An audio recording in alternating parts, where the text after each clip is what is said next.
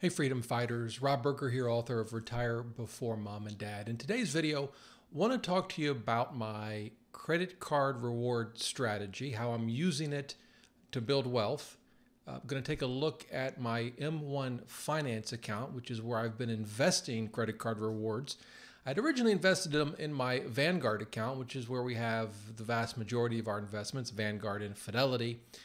I ended up moving them to M1 Finance for two reasons. One, I wanted to keep them separate, just so I could clearly show myself and ultimately you guys just how much or little we're accumulating through this admittedly somewhat silly, not silly is the wrong word, but I mean like how much money can you really generate from cashback credit card rewards, right? Well, you're going to see in a minute.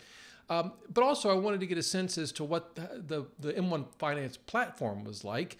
Had never used it. I've never used Robinhood. I guess all this gray hair, I kind of missed the old invest through an app revolution over the last few years. And I wanted to get a sense as to what it was like. So I'm going to walk through my strategy, how I implement it, and then show you the M1 Finance account and my balance and exactly how I'm investing these rewards. So the process is simple. I started this about a year and a half ago. I started just saving all of my credit card rewards. If it was cash, that's easy. I just transferred it at the time into my Vanguard account. For travel rewards, I would wait until I used them. And then when I did, whatever the cost would have been for that hotel or airfare or whatever, I took that money out of my checking account and added it to the Vanguard account. I kept it all separate within Vanguard, so I didn't mix credit card rewards with anything else. And that's what I've been doing for about a year and a half. In addition to credit cards, I also put into this account any cash back I earned from cash reward sites like Ebates, which I guess now is called Rakuten. And I think I just got a $165.50 check from Mr. Rebates. So that went in, that went into the account. And that's what I've been doing. The idea was I'm investing relatively small amounts of money. I'm not sacrificing my lifestyle at all. I've not canceled my Netflix subscription or stopped going to Starbucks. Well, okay, I have because of COVID, but not because of this investing strategy. Now, I use it with credit card rewards. You could actually do the same thing with any amounts of money that you're able to save. So for example, maybe you get new car insurance through another company and it saves you $20 a month. Or you get rid of cable and you get YouTube TV instead and that saves you $35 a month or whatever it may be. If you don't actually put that extra money to work, you're going to spend it. And if you're like me, you're going to have no idea where in the world it went. So that was sort of the idea behind this. Let's get it into an investment account right away. Now, in your case, it may go into an online savings account for your emergency fund. Maybe it goes to pay down student loans or car loans or other debt, or perhaps like me, you invest it. The key is once you've figured out the amount of money, whether it's from credit card rewards or reducing spending in some way, make sure you put it to work right away before you can go out and spend it and not even know where it went. And if you can automate the process, all the better. So as I said, I've been doing this for about a year and a half now, and let's take a look at my M1 Finance account. Here it is. You can see the balance. This is in July, what is the day today? July 8th, 2020. And my portfolio, as you can see there, $10,146.37. Every dime of that invested has come from either credit card rewards or cashback sites like Ebates or I guess Rakuten. And so that's not too bad. I'm pretty excited about that number. And as I said, I just added $165 to it just this week from Mr. Rebates. So that's a pretty big number for making no changes to lifestyle and just investing the cashback rewards. As you can see, my investments so far, that doesn't look so good. I'm down 8.5%, 8.49%. And my sense, and I'll show you how I'm investing this, but my sense is my losses will actually get much worse, believe it or not, before they get better. And let me explain why. If you're not familiar with M1 Finance, it kind of reminds me of motif investing, which is no longer around, but it's similar to that. What you can do is create what they call pies, and you can add whatever investments you want in that pie.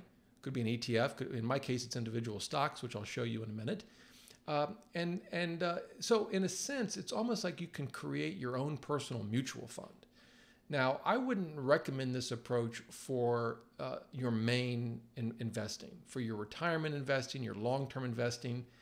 To me, it's index funds, low-cost index funds. That's the way to go. But for side projects like this, or maybe you just want to invest a little bit of money into individual stocks, a small percentage of your portfolio because you enjoy analyzing companies, I think M1 Finance so far has been very easy to use, and I've enjoyed it. So let me show you what I call my financials pie. Here it is, nothing particularly special. I have 3 banks: Wells Fargo, JP Morgan Chase, and PNC. And I picked banks, one, because of valuations. I mean, right now banks are trading at very low price to earnings multiples. Let's see if we can pull up one of them. You can see I'm still learning M1 Finance, but I think I got this. Yeah, so you can see it's got a PE of 8.5. You know, you've got to be a little careful. The PE ratio by itself, without further analysis, doesn't tell you a whole lot. But you can see it's got a dividend yield of over 8%. Now, I think they're going to cut their dividend, so we'll see how that plays out. And their price to book, that is the price per share versus the net worth per share, if you will, usually tangible net worth, meaning you would exclude intangibles like goodwill and that sort of thing. I'm probably going down a rabbit hole more than I need to for today's video. But in any event, book values are generally attractive for the banking industry. And in fact, I'll just do this quickly. Maybe you've been watching my Morningstar series, and I will be having another video on Morningstar coming out next week. But if you go and you look up, in this case, Wells Fargo in Morningstar, you get, frankly, better research or more data. And for example, you see price to book is 0.62, which means it's selling at basically 60% of its book value. Now, again, it doesn't necessarily mean it's a great deal, particularly with banks. One of the tricks is understanding loan loss reserves. And we're, of course, in a pandemic.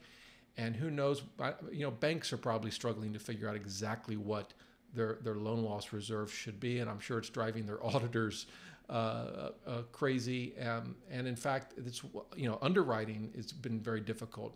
And as a result, sometimes it's hard to get loans today. Hopefully a short-term problem. In any event, price to book metrics are very attractive. Now, Wells Fargo is much different. If we go to like JP Morgan Chase, you'll see I'm sure they're over 1 on their price to book. Yeah, 1.22. But still, they've got a good dividend yield and I think generally a good PE. These I would consider all value stocks in my financials pie. And I think PNC also well in there is a good bank. Balance sheets are relatively strong. I say relatively only because COVID is such a big unknown. But here's the deal with this. I think 10 years from now, I'll look back and be very happy with these investments. But in the short term, it could get ugly. I mean, frankly, a loss of 8.5% isn't ugly, not yet. It could get much, much worse yet. So we'll see. I'll certainly keep you updated in future videos. But there it is. So that's my strategy. I've got over $10,000 saved. This is how I'm investing it. It's all from cashback credit card rewards. And you can do the same thing, whether it's through M1 Finance or through Fidelity or Vanguard, wherever you invest your money. And it doesn't have to be just cashback rewards. It could also be money you save from undertaking what I call the money audit, where you go through every single expense that you have every month, every bill, and you ask, can I get rid of it? Do I need this? Can I reduce the cost? Can I get the service, like say car insurance, somewhere else for less money? Mobile phone service is another really good example where a lot of folks have saved a ton that I've talked to.